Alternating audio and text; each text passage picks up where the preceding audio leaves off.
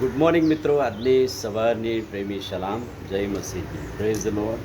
Hallelujah. પવિત્ર આત્માને ખિન્ન કરવો, પવિત્ર આત્માની વિરુદ્ધ બોલવું, પવિત્ર આત્માની વિરુદ્ધ જવું અને પવિત્ર આત્માની વિરુદ્ધના જે પાપ છે એ વિશે આપણે જોતા હોય. માનવીય સ્વભાવ પ્રમાણે જુદી રીતે આપણે પવિત્ર આત્માને ખિન્ન કરીએ છીએ એ વાત આપણે જોતા આવ્યા છે. અને આજે સવારે એમાં બીજી એક વાત જોવા મળી. માનવીના અવિશ્વાસ દ્વારા પવિત્ર આત્માને ખિન્ન કરવામાં આવે છે. ઘણી બધી આપણે અવિશ્વાસ પ્રગટ કરીએ છીએ અને વિશ્વાસી મંડળીમાં વિશ્વાસી વ્યક્તિ હોવા છતાં પણ પવિત્ર આત્માના સામર્થ્યમાં અવિશ્વાસ પ્રગટ કરીને આપણે પવિત્ર આત્માને ખિન્ન કરીએ છીએ.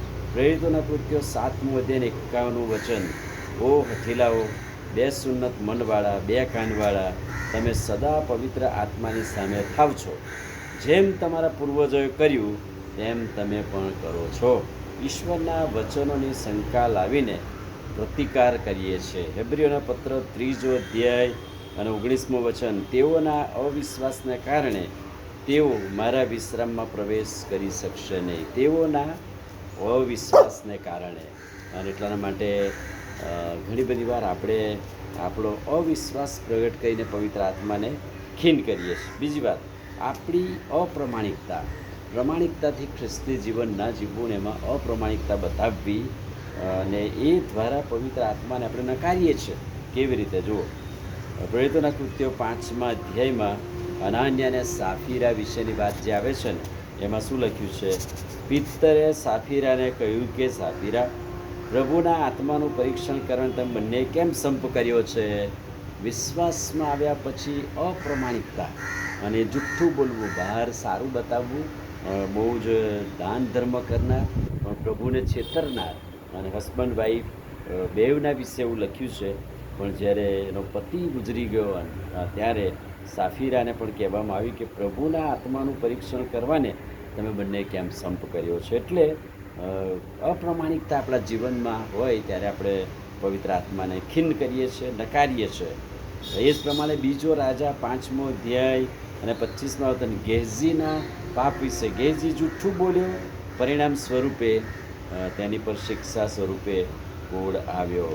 અપ્રમાણિકતા બતાવી ત્યારે પ્રભુએ શિક્ષા કરી.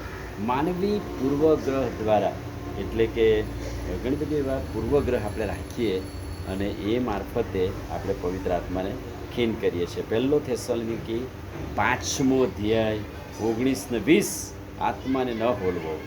એફેસી 6 અને 16: સર્વ ઉપરાંત વિશ્વાસની ઢાલ ધારણ કરો, જેથી તમે દુષ્ટતાના બળતા ભાલાઓ બોલવી શકશો.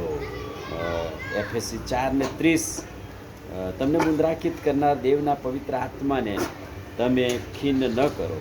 પવિત્ર આત્માએ આપણામાં મૂકેલ વિશ્વાસનો અનાદર કે નિષ્ફળતા અને નિરાશા પેદા કરે છે. અને એટલા માટે નકામી અને અયોગ્ય વાતો દ્વારા આપણે કહે છે કે બીજાને અને પવિત્ર આત્માને દુઃખી કરીએ છીએ. એટલે કે પવિત્ર આત્માની વિરુદ્ધ આ જુદા જુદા જે પાપ છે, આપણો અવિશ્વાસ, જૂઠવાપણું અને કહે છે કે માનવીય પૂર્વગ્રહ, અને આ બધી બાબતો આપણા જીવનમાં એ ઘર કરી જાય છે અને પરિણામે આપણે પવિત્ર આત્માની વિરુદ્ધ બોલીએ છીએ. એટલે પ્રભુ કૃપા કરે કે આપણે પવિત્ર આત્માને ખિન્ન ન કરીએ, પણ પવિત્ર આત્માનું સામર્થ્ય આપણી મંડળીમાં થાય. આમીન. પ્રાર્થના કરીએ. ભલા પ્રભુ, આજે સવારે ખાતરીદાયક અદ્ભુત વચન માટે આભાર. પવિત્ર આત્માના સામર્થ્યમાં ભરપૂરીપણામાં અમારા જીવનોને આશીષિત કરો. પ્રભુ ઈસુના નામમાં પ્રાર્થના કરીએ છીએ.